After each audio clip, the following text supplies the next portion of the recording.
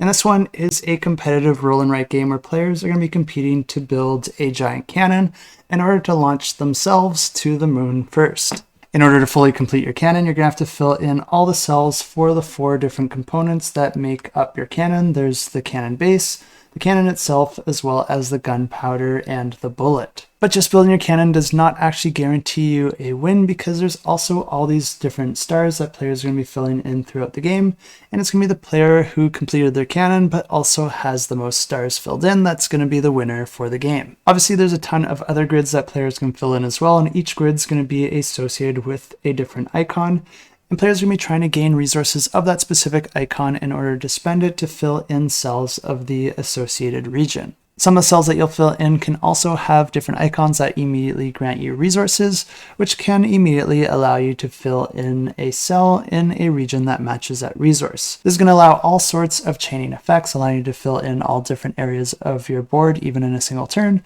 but these can also grant you coins that you can go ahead and spend at the shop in order to make different upgrades to your production, because this is one of the main ways that you're going to be gaining resources throughout the game. But the other main way that you're going to be gaining resources is through the resource cards, because at the start of each round, there's going to be a bunch of resource cards out on the table, and players are just going to be taking turns drafting those resource cards. You'll be able to take those into your hand and then spend them in order to gain the resources that are outlined on the card. Players will then go top to bottom through the different grids on their production line, activating each of them and gaining an amount of resources depending on how much they were able to upgrade that specific row in their production. Players can just go straight ahead and spend those resources to fill in the various areas on the board, but there are also some other special areas where you can convert resources into other resources. Make bets if you think that you'll be the first player to complete one of the 4 specific components of the cannon, and if you are correct, you'll gain a victory point, but if you're incorrect, you'll gain a resource.